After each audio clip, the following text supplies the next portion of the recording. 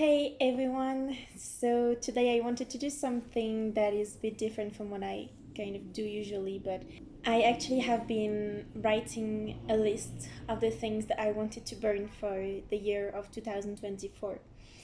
And I thought I would have the time to do it with my friends like in the beginning of January because the idea was to do it like in the first week of January, and we kind of forgot, and then we weren't like free at the same time. And I feel like it's beginning to be too long to burn this because we are already at the beginning of February now, so it's been a month, and there are things that I really want to burn on this list. So yeah, that's just what I wanted to share with you. So I don't know if that's a thing in other cultures because I usually don't do that in France, but in the same time I felt like doing it because I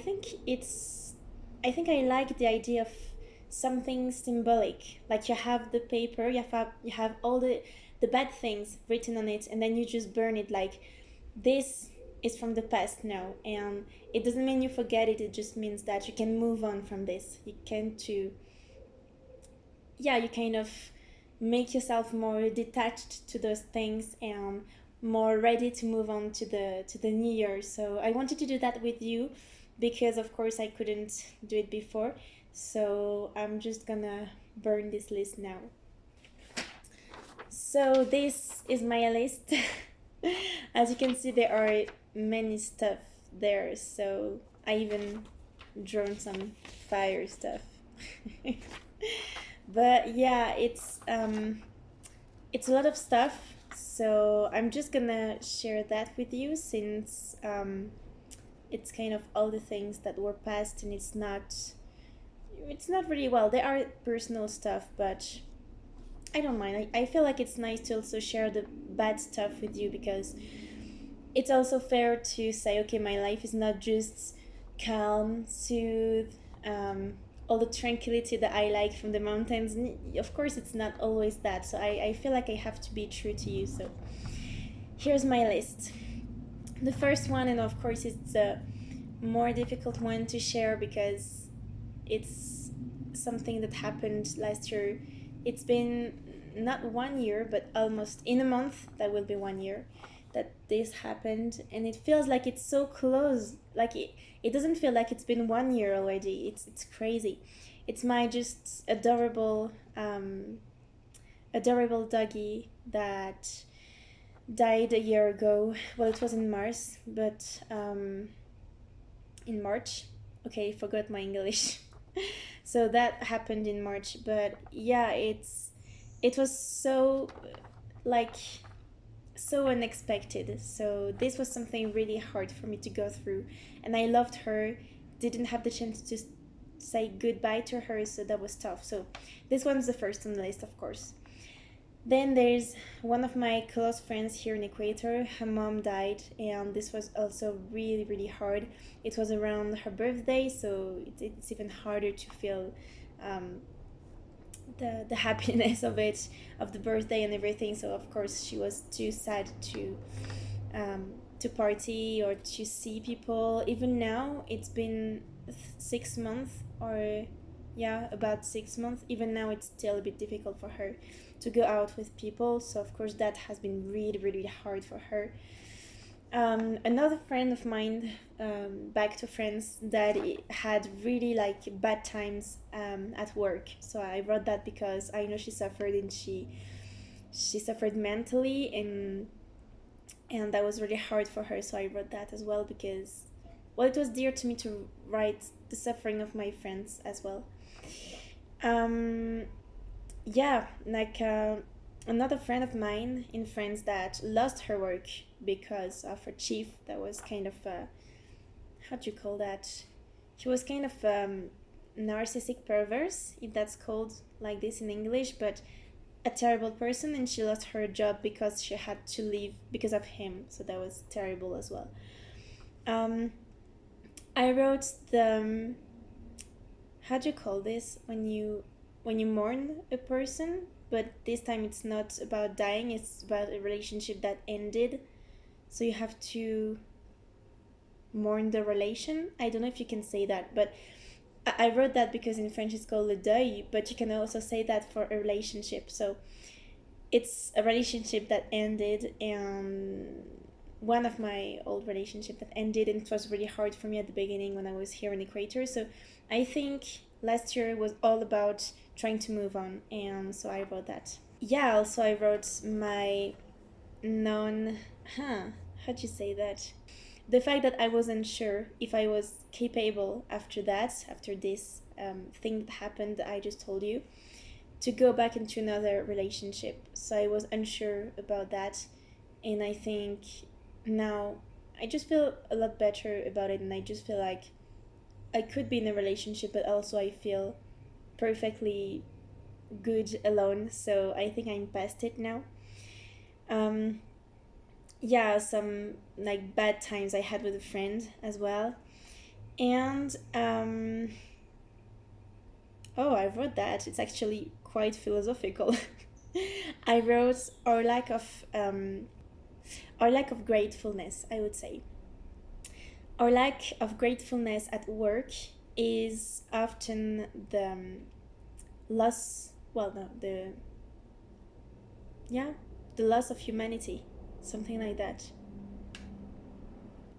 Not is often, but and often. Now I understand why I wrote that. I was like, what the hell does that mean? But no, it's more simple than that. It's because it has been hard at work for me, because here it's not always perfect, and I'm I handle stuff with the classes and everything, so that's okay because that's my work and that's my job, and I love what I'm doing. But the organization here is terrible, so I'm like, kind of the lack of recognitions. I don't know if you can say that, the fact that like the persons at work recognize your work.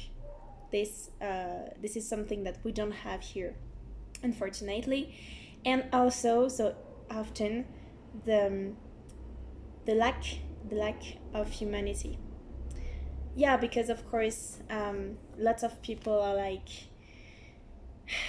not sensible to emotions, I would say, and this is just terrible for us to work here, and not having people around us that understand sometimes why we feel tired, why it's too much to bear, and they don't really care personally. I mean, of course you have to keep a distance with your employees because you can't just cry for each of them all the time, but a bit of humanity would help here. So I think that's something I struggled with. So no more talk, I'm gonna burn this.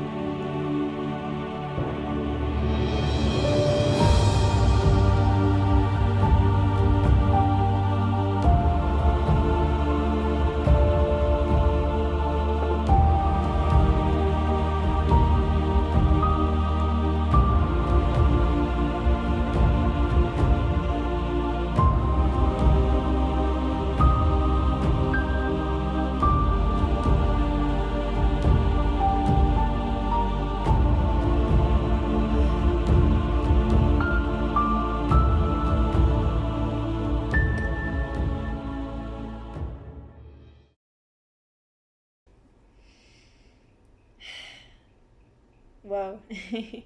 it's um it's such a special smell when you burn paper, or even when you blow a candle. And I might already have told you that in another video, but I just love the smell of it. It's like it kind of comfort me in a way, because it reminds me of so many things that are really positive to me. So yeah. So yeah, it's all done. It's all burned now. Hopefully 2024 will bring us lots of good stuff, lots of good opportunities. It's also a year that I'm kind of unsure of because I don't know if I told you already, but I'm gonna stop this work here in Equator in 4 months. So it's quite soon. And after that, I'm gonna stay in France. So I imagine that the whole year of 2024 will be a part in Equator and a part in France. But I still don't know because maybe that there will be an opportunity somewhere and I will have to move on earlier than expected or something, you know. So it's kind of an unsure year. Also, I'm gonna try to contact people in the edition for my book to be able to release my book and actually make it a real thing because it's almost done. And yeah, it's kind of one of my biggest projects. So I don't know what's gonna happen. Maybe in 2024 I will be talking to editors to actually edit my book, maybe. I don't know, but yeah, I think it's kind of an exciting year and we'll see what happens. But I have, yeah, I have good feelings for now, so we'll see how this year goes. In the meantime, take care of you, everyone, and I wish you a very good day. Ciao.